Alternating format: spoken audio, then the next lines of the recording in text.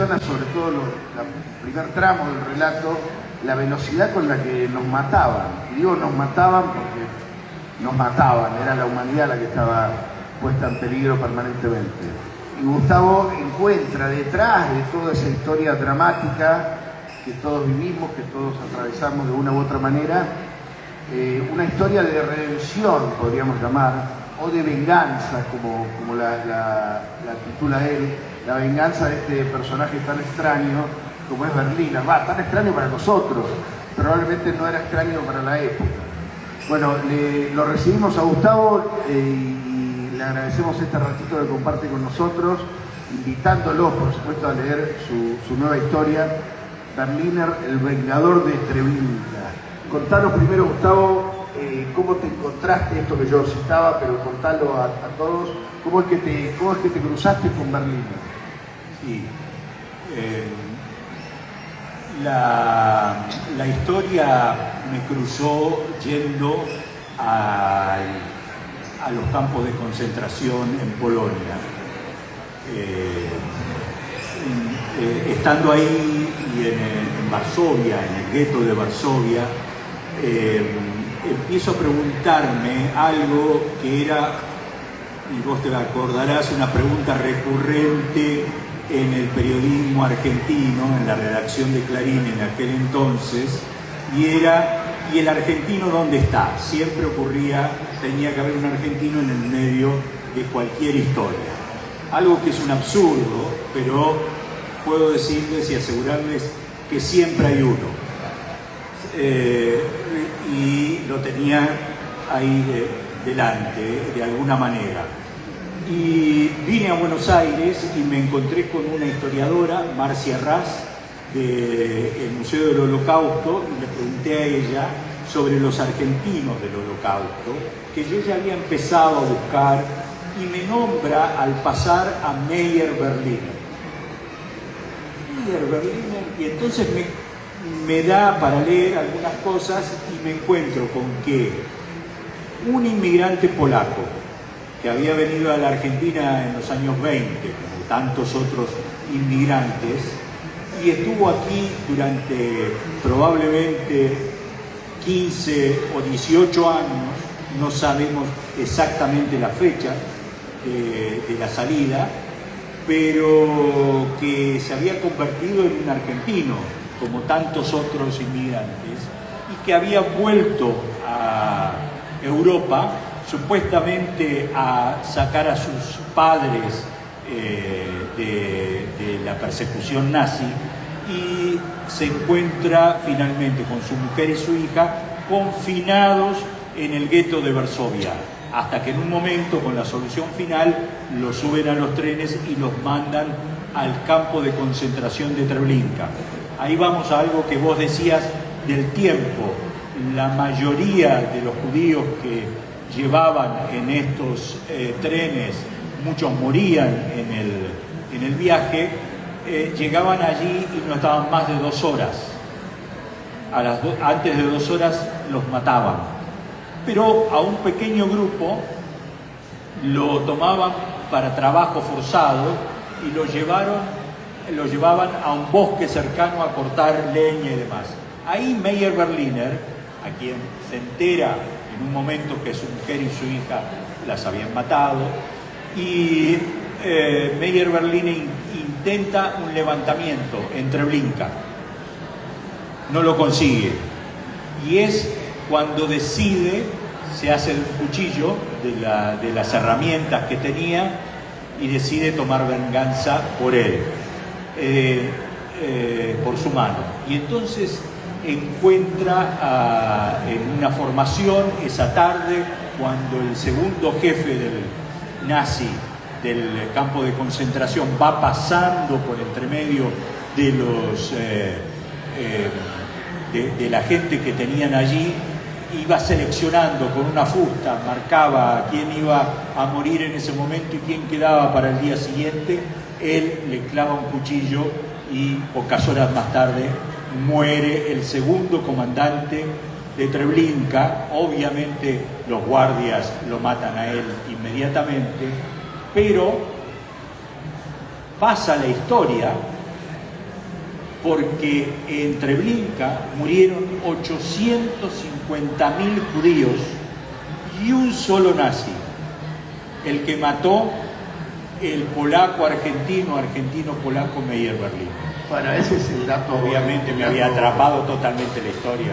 Ese dato que cuenta Gustavo, 850.000 víctimas y un solo vengador. Y un solo vengador que resultó ser un argentino, uno de nosotros, podría haber sido. Pero fue este hombre. Fue este hombre. La pregunta que te habrás hecho 200 veces, hace 10 años estás trabajando en este libro, ¿no? Trabajé 10 años en el libro. La pregunta que te habrás hecho una y mil veces es ¿por qué él y no otro? Que había 850.000. ¿Por qué este hombre decide dar ese paso? Que supongo que no fue, debe haber sido un paso muy difícil, porque nadie más lo dio. Sí, y me lo pregunté exactamente y traté de buscar los antecedentes de Meyer Berlín. Los antecedentes de Meyer Berlín en la Argentina.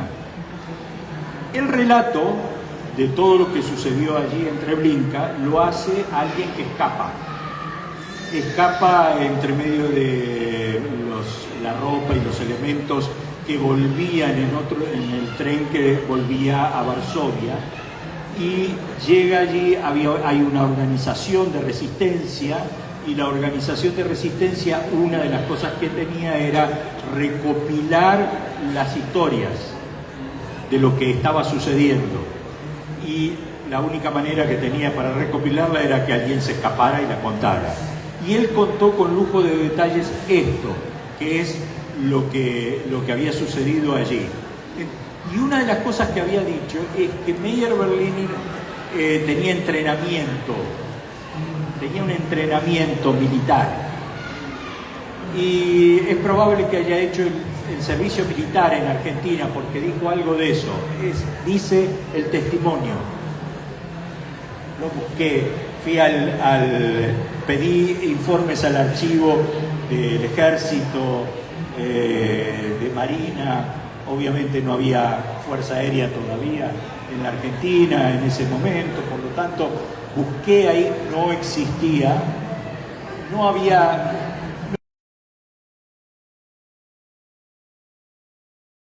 Polonia, pedí, le contaba hace un rato a Tato que ayer revisando mi casilla de correo antigua del año 17, 18, porque estaba tratando de limpiar un poco,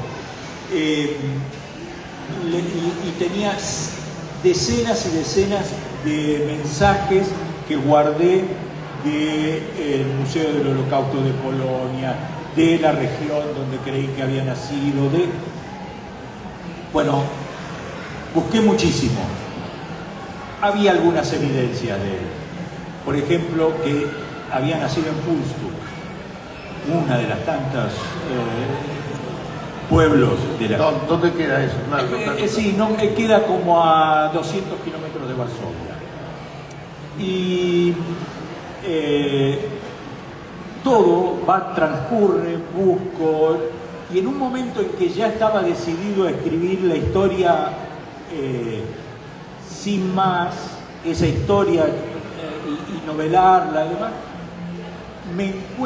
empiezo a ver algo sobre la Suite Migdal. La Suite Migdal es una organización de judíos polacos que funcionó en la Argentina en los años 20 y 30 y que traían chicas engañadas, obviamente, de Polonia para prostituirlas aquí en Argentina. Y hubo un comisario, el comisario Alzogaray, de los Alzogaray. De la familia Alzogaray. Sí, de la familia Alzogaray anterior a los que nosotros conocimos, y el comisario Alzogaray hizo una investigación junto a un juez que les valió el puesto a los dos sobre la Suite Migdal. Y encontraron una cantidad de información y referencias de lo que iba sucediendo y de los que integraban esta organización, y el comisario Alzogaray escribe un libro librito donde se queja amargamente de todo lo que sucedía y de los poderes que impedían terminar con la suite Migdal en la Argentina, y allí hace un raconto de todo lo que sucedía, y al final, en una edición, no en otra edición que hubo, en una edición de ese libro que encontré de casualidad totalmente, buscando, buscás y por ahí, y encontré la lista de 450 integrantes de la suite Migdal. Y ahí estaba Berliner. Y esa fue la respuesta que obtuve. ¿Por qué no estaba en todo esto? Arrancó Gustavo el libro, esta investigación, que le llevó más de 10 años, investigando a lo que él imaginaba un héroe, el único tipo de 850.000 víctimas de un centro de exterminio nazi que había osado matar a un jefe nazi. Es decir, era un héroe para Gustavo. Se pone a investigar y de golpe descubre que hay una organización criminal anterior a eso, donde estaba el propio Berliner. ¿Pero cómo puede ser? ¿Qué sentiste ahí? Y que lo había encontrado, mucha alegría, por un lado, y por el otro lado un desconcierto, obviamente, muy grande, sobre cómo iba a relatar esto, pero al mismo tiempo creo que le daba a la historia una vuelta muy grande, y ahí entonces tuve que, o sea, ahí todo pasó a buscar información sobre la organización, sobre la prostitución en esos años en Buenos Aires, en Rosario, que es donde la organización era más fuerte, en Rosario. Sin embargo, acá también era muy fuerte, y tenían comprados a Dios y a María Santísima. Trabajaba para una organización prostibularia que funcionaba en Rosario, Buenos Aires. Era un soldado, digamos, de esa pandilla, enquistada en lugares importantes. Muy, muy importante porque tenían una cantidad de dinero extraordinaria, y obviamente cuando hay dinero se puede comprar cualquier voluntad. Y lo que sucedió, por ejemplo, hay algo que a mí me llamó la atención y me pareció muy interesante, que lo cuenta el comisario Alzogaray, y también lo vi por un trabajo que hizo el juez, también contando parte de todo esto, y es que Alzogaray creía que la prostitución en la Argentina y esas organizaciones eran producto de la corrupción que existía en el último tiempo del gobierno de Irigoyen.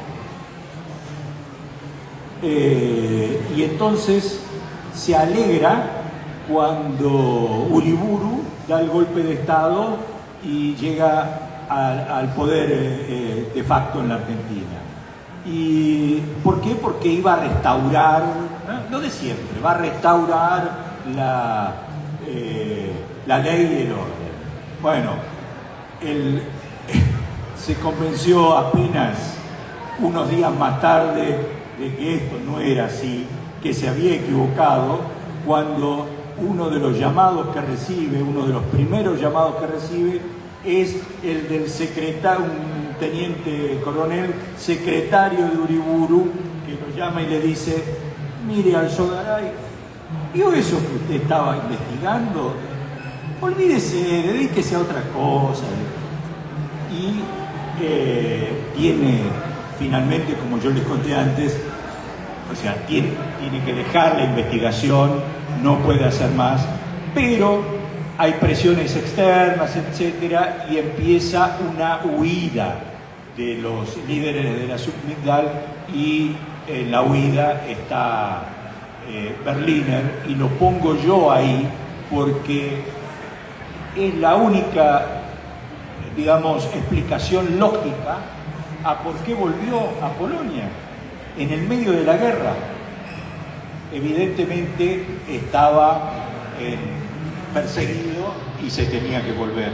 Y ahí vos vas a un punto interesante que son los vacíos de la historia. Obviamente que esto es una trama que empieza, imagínense, en la década de, no sé, 30, 20, sí, en Rosario, sí, y termina en el 42 en el 42 en Trevinca. Obviamente que hay espacios que no son imposibles de reconstruir. ¿Cuál es bueno, no quiero develar el final de la novela porque es sorprendente y a la vez es muy revelador, pero ¿cómo conectás un episodio con el otro? ¿Cómo conectás a ese pandillero? Porque en definitiva era otra época, pero era un delincuente. Sí, ¿cómo conectás a ese tránfuga, si querés, para usar un término de época, con el valiente, el único valiente de 850.000, dimensionemos eso, 850.000 personas y hay uno solo que ataca al guardia, al jefe de los guardias, y es Berlín? Sí. Obviamente que tenía baches enormes, y es por eso que llamamos a esto novela. Por eso, pero yo no soy un novelista. Yo no puedo escribir que es una novela sobre caballos alados y no sé, y duendes. Me encantaría porque vendería bastante más, pero no puedo hacerlo. Pero sos muy insistente. Sí. Sos muy hincha, pero terrible, o no, está la hija acá, me da la razón. Entonces se puso a buscar y encontró, la verdad que encontraste una historia increíble. Lo que había ahí era, o sea, todo está basado en la realidad. Cuando yo voy y pongo a él en Rosario, en el barrio de Pichincha, el barrio de Pichincha es un lugar, fue un lugar extraordinario, prostibular, pero de la gran movida de los años 30 y 40 en Rosario, que tenía, a ver, para que tenga idea, era tan famoso los prostíbulos que había, que estaban en esa zona de Rosario, que partía los sábados un tren desde acá de Retiro y lleno de hombres porteños, llegaban a la estación de Sunchales en Rosario, bajaban todos, iban a los prostíbulos y volvían a la otra mañana en el mismo tren que los traía. Era un tren para llevar hombres a los prostíbulos. Increíble, si lo vemos obviamente con una perspectiva de la tercera década del siglo XXI, aún más lejano, pero te indica lo que había ahí. Y Berliner era un tipo que yo lo imaginaba no como el gángster de sacar el revólver o el cuchillo y matar, pero sí sacaba el cuchillo, andaba siempre con un cuchillo. Y lo pongo así porque cuando él mata al segundo comandante de Treblinka, lo hace sabiendo muy bien lo que hacía, sabiendo dónde golpear, dónde dar la puñalada precisa, exacta, para que sea de muerte. Y entonces lo busqué a él con toda una historia anterior donde un gaucho lo enseña. Es evidente que en algún lugar aprendió a usar el cuchillo. Totalmente. Que es como finalmente ejecuta la venganza, con lo cual es muy lógico que haya sido en la noche esa rosarina de tuburios y demás. Ahora, hay un tema que tiene que ver no con la disciplina o con el arte de manejar el cuchillo, sino con el coraje, porque vuelvo al número con el que abrimos la charla: 850.000 detenidos, 850.000 personas asesinadas. Y hubo uno, que era este criollo del mundo subterráneo de Rosario, el que se atrevió. Ahora nos vas a ir al episodio puntual que de alguna manera centraliza tu historia. Pero hay algo ahí que tiene que ver con la construcción del coraje, evidentemente. Sí, tenía que ser un personaje que evidentemente ya tenía una historia detrás. Y ahí yo tengo algunas cosas con eso esta cuestión de la rebeldía y lo argentino, no sé si existe, la verdad no sé si es por ahí queremos creer que sí, sí, por ahí es, pero tiene que ver con eso, con una cierta rebeldía, porque él intenta cuando llega al campo de Treblinka, la mujer y la hija pasan directamente a las cámaras de gas. Él no lo sabe hasta unas horas más tarde o el día siguiente. Y lo que te encontrás es con una persona que obviamente quiere vengar esas muertes, obviamente, pero había que tener agallas para hacerlo. O sea, no tenía miedo. ¿Por qué? Porque evidentemente ya tenía toda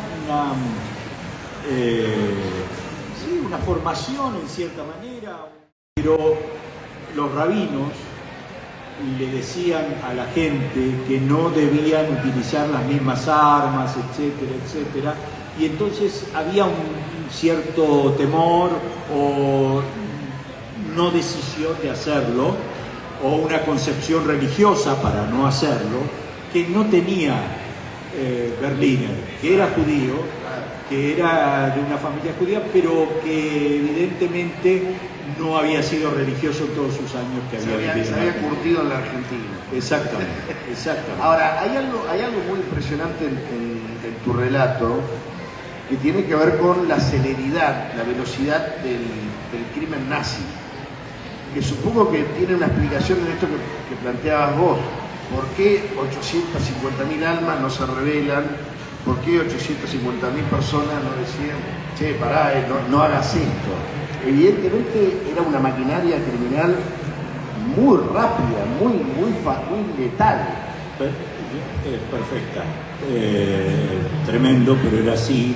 No me voy a meter. Esto, como saben, es un tema de discusión desde el Holocausto y sobre todo en la comunidad o en Israel, etc. Entre paréntesis, en el libro hay muchas expresiones en yiddish y expresiones en yiddish. Y trabajé bastante eso y la comunidad acá en esos años y tenía temor de meter la pata, pero lo leyeron, lo di a leer a algunos expertos. Una profesora de yiddish que está nombrada también acá en el libro nos ayudó, la editorial Marea me dio una mano con eso también. O sea, tuvimos, cuando salió el libro estaba muy tranquilo de que estaba bien, pero está esta dicotomía sobre qué pasaba, por qué no hubo los levantamientos, porque hubo un levantamiento posterior en Treblinka, cuando ya la maquinaria había agotado en cierta manera los ciclos. Ahí hubo un levantamiento que los guardias nazis lo sofocaron en muy poco tiempo, y también el gueto de Varsovia.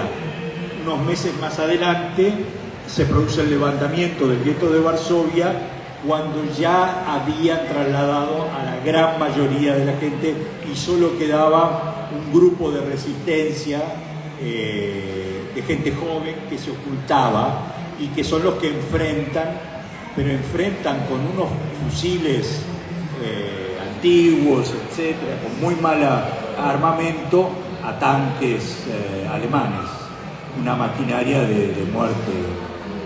Está bien, pero habían logrado obtener tiempo. Sí. El tiempo es fundamental para la resistencia, Sí. porque en el episodio que contás vos, no hay tiempo de nada. No, porque o sea, la maquinaria, estaban en un barrio de Varsovia, como si, no sé, un barrio como si tomaran Caballito, pero más pequeño, y cierran todo el barrio, sacan a todos los arios y llevan a todos los judíos allí.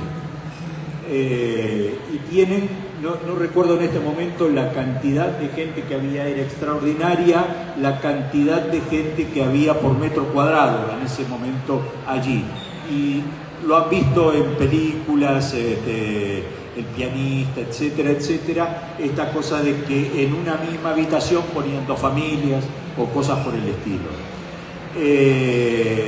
Y entonces estaban confinados allí hasta que en un momento decían, bueno, salgan todos los de este sector, y los llevaban hasta los trenes, hasta la estación de trenes que estaba en la salida del gueto, y allí el tren en unas horas llegaba a Treblinka, a una estación que paraba en una estación que estaba antes de Treblinka, y a todos le decían que los estaban llevando a un lugar donde ellos iban a poder continuar con su viaje supuestamente hacia el sur de Europa y desde allí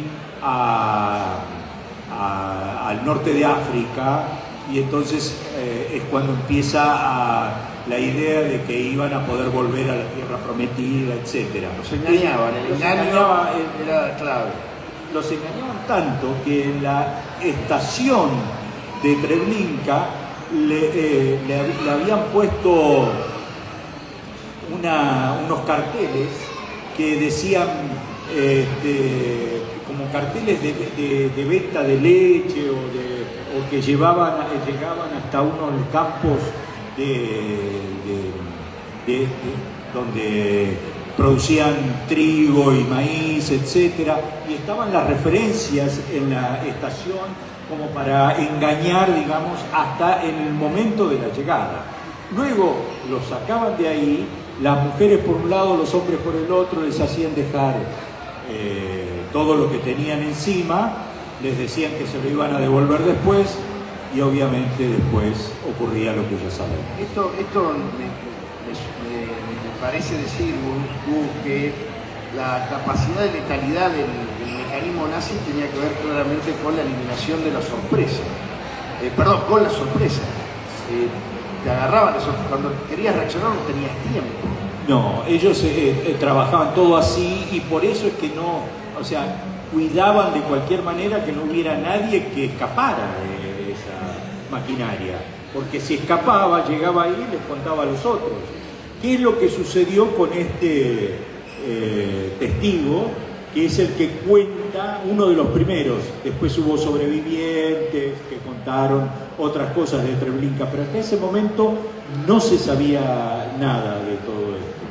Y es muy importante porque en ese relato, que era el relato de uno de los primeros, si no el primero, que escapaba de Treblinka y venía y lo contaba, y sabía los mecanismos porque él había estado trabajando en diferentes sectores del campo, sabía el mecanismo de lo que estaban haciendo los nazis, y es muy importante porque él entiende que el levantamiento que proponía Berliner era lo que había que hacer.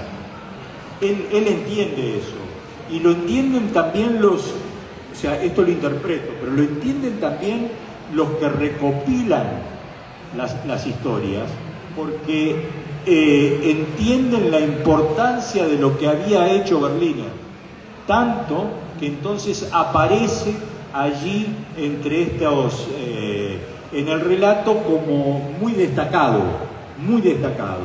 Y esto lo toman también organizaciones como Yad Vashem, que es una organización judía en Israel, de relevamiento de lo ocurrido en el Holocausto, y donde tienen este testimonio como uno de los grandes hechos de resistencia del Holocausto.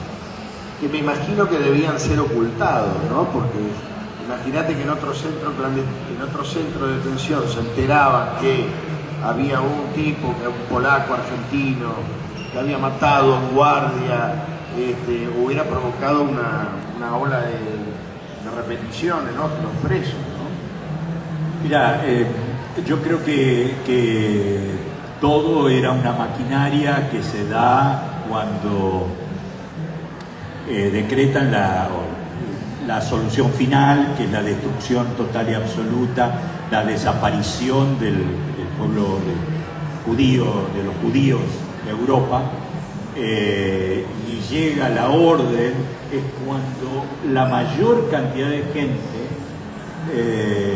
es trasladada a los campos de concentración, y esto ocurre en todos los campos, pero había algunos que no estaban preparados para la eliminación absoluta de los cuerpos, porque ustedes imagínense lo que es matar a 850.000 personas y hacer desaparecer sus cuerpos. O sea, es impensable, es inimaginable, es, no sé, como seres humanos es imposible de entender algo como eso, y eso es lo que hicieron allí. Eliminaron no quiero contar detalles, hay algunos en el libro y demás, el que esté interesado por supuesto puede ir a buscarlo, pero o sea, entraban, en menos de 2 horas pasaban por la cámara de gas y los cuerpos eran tirados en fosas donde los quemaban,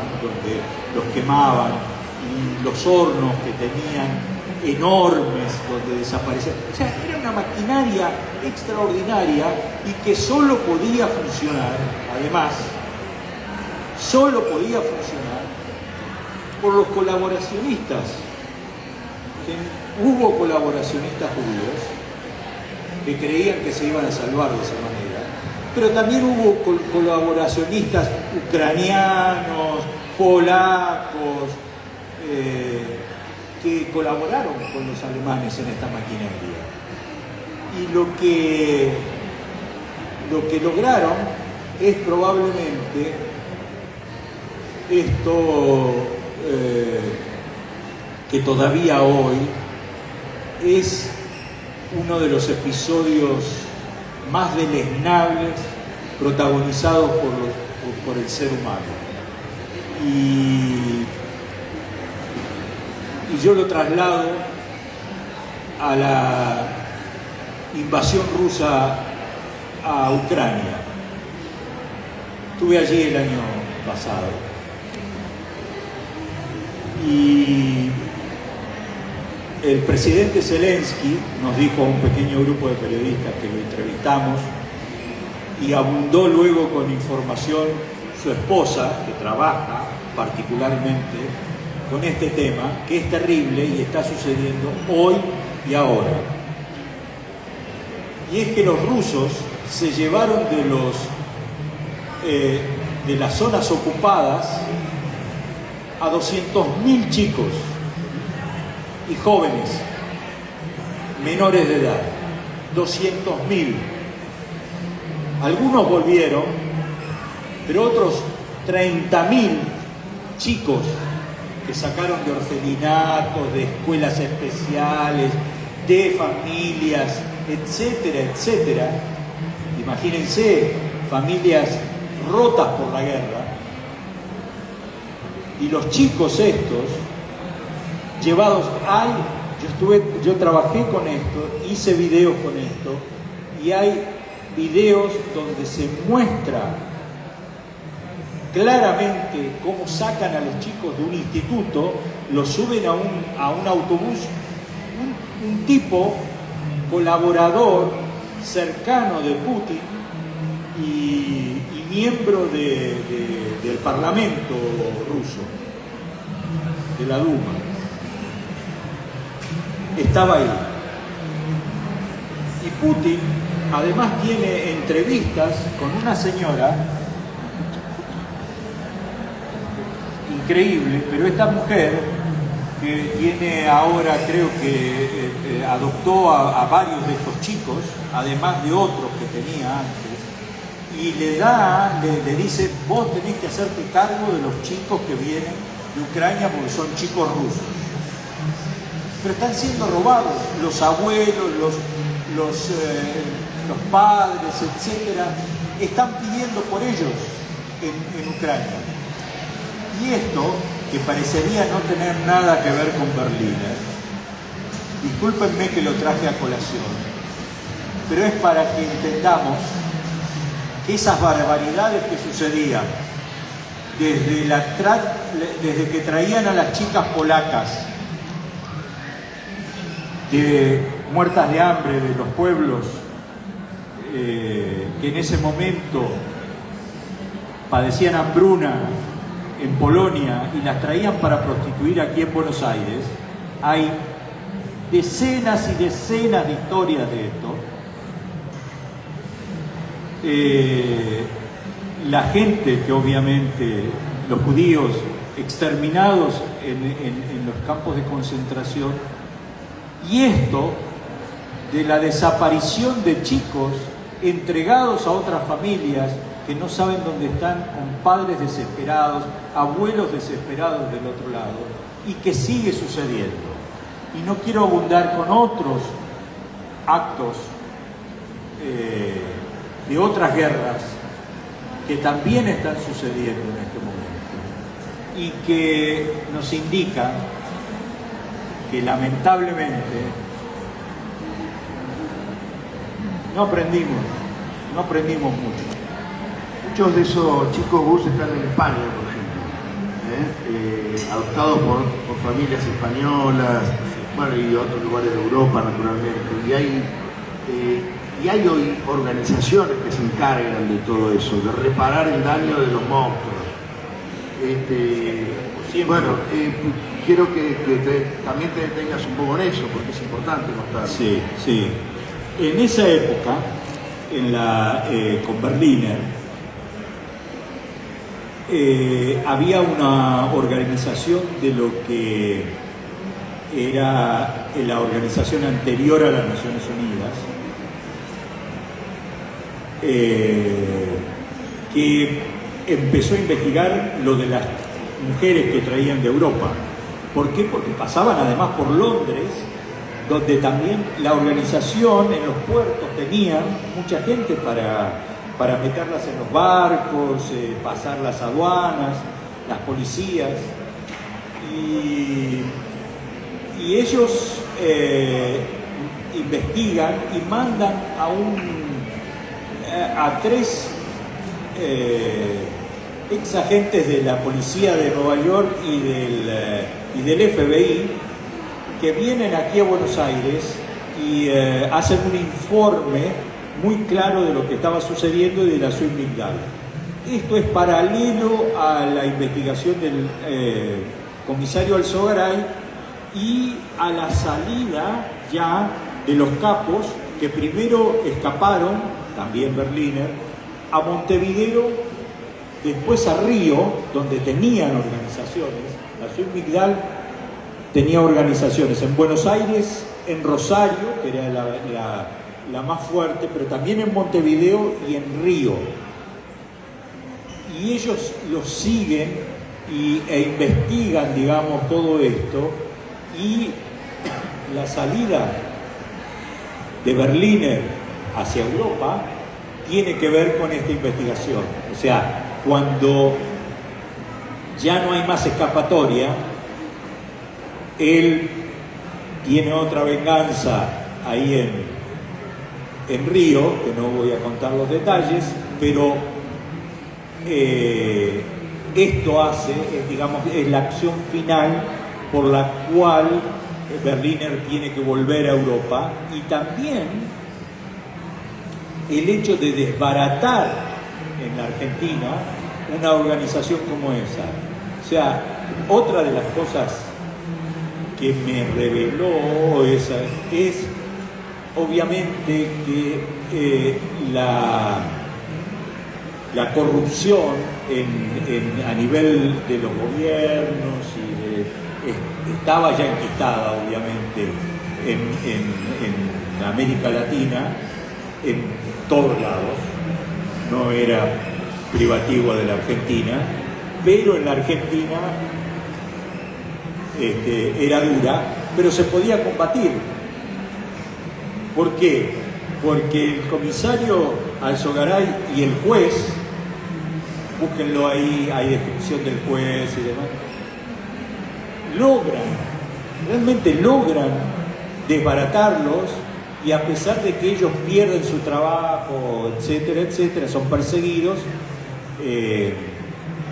logran terminar por lo menos con esa mafia, que era una mafia muy fuerte, adentrada acá, tan fuerte que compraba sectores de cementerios para poder ser enterrados, porque el resto de la comunidad no quería que los entierren en los cementerios oficiales.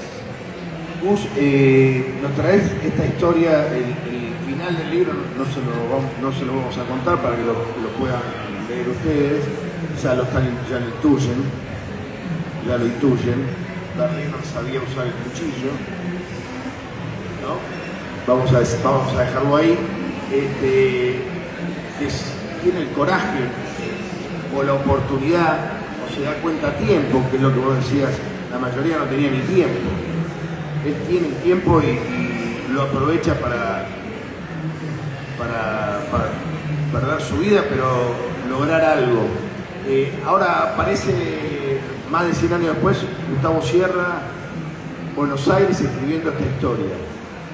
¿Por qué? ¿Por qué crees que es importante el libro? Estamos en la Feria del Libro. ¿Por qué crees que es importante el libro que recoja este tipo de historias que tienen heroísmo, pero no tanto? Pero ¿por qué es importante que la gente sepa de estas historias? Bueno, porque creo que nos olvidamos de esto, de que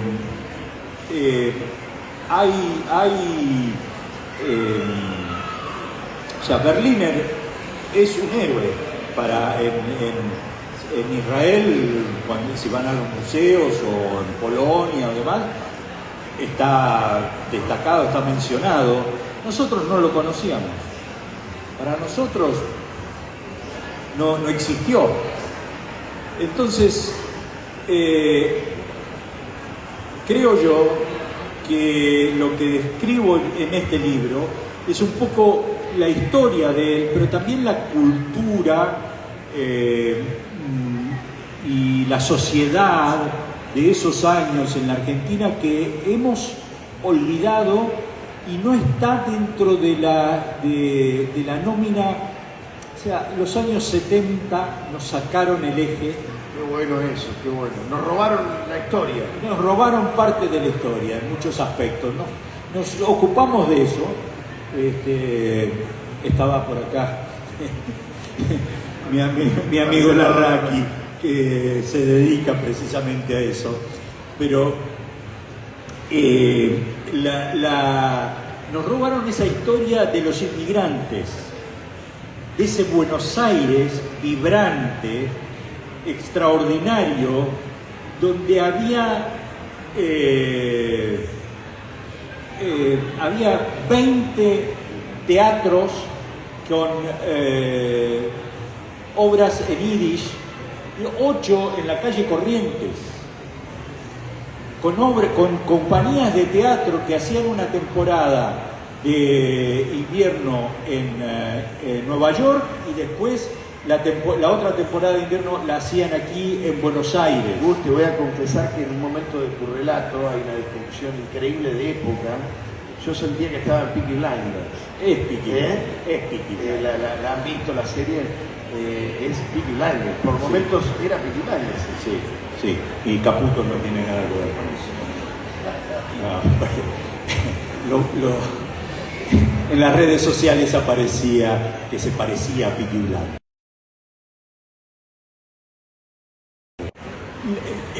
Fue una época parecida en ese sentido,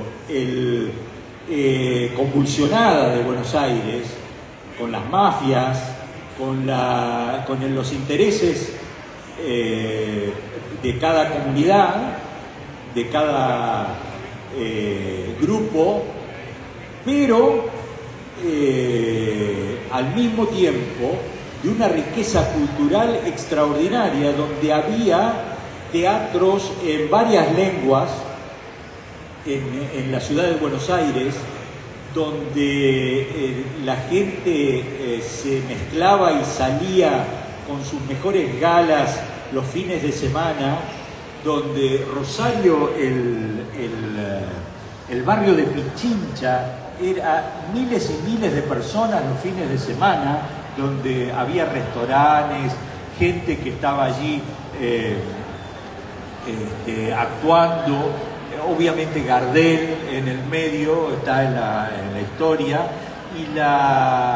pero sobre todo esto, la cultura extraordinaria de nuestros abuelos cuando vinieron acá a la Argentina y se encontraron con esto, con una economía en movimiento, y ellos insertados en esa economía, en ese movimiento y en un país absolutamente pujante que les permitía a ellos expresarse además de la manera que quisieran y de la manera de lo que traían de Europa. Berliner es producto de eso. Probablemente muchos de nosotros, de los que estemos acá, somos exactamente lo mismo, producto de eso. Qué interesante, es fascinante la historia, Gus. Nombraste Rusia atacando Ucrania y uno escucha eso, y te escucha a vos y te lee a vos y te ha leído, te ha escuchado, como un gran narrador del siglo XX. Y esa escena que a vos tanto te angustia en lo personal, y lo sé, está claramente desfasada del tiempo, ¿no? Es del siglo pasado. ¿Cuál? La de los rusos en Ucrania, digo. Ah, sí. Es que creo que hay que... no podemos olvidarnos. Obviamente que estamos transformándonos y estamos yendo a una era totalmente diferente, a una velocidad extraordinaria, producto de la revolución científico-tecnológica que vivimos. Lo sé.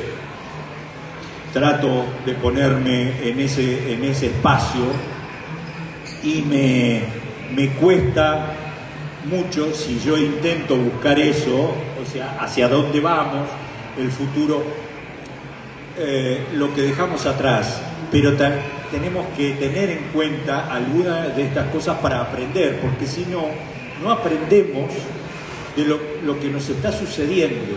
Y creo yo que lo que sucedió en la Segunda Guerra Mundial y antes de ayer leía a Anthony Beevor, probablemente el historiador más importante de los últimos tiempos con respecto a la Segunda Guerra Mundial, etcétera, etcétera, la caída de Berlín. Tiene unos libros extraordinarios y escribió algo sobre esto y hablaba del engaño que intentaron, por un lado Stalin y por el otro lado Roosevelt, creyéndose que ellos eran más grandes que el resto, y que termina en la repartija de Europa. Y si vemos lo ocurrido en los últimos 2 meses, desde la llegada de Trump al poder, nos damos cuenta que hay algunos de esos elementos están otra vez ahí dando vuelta.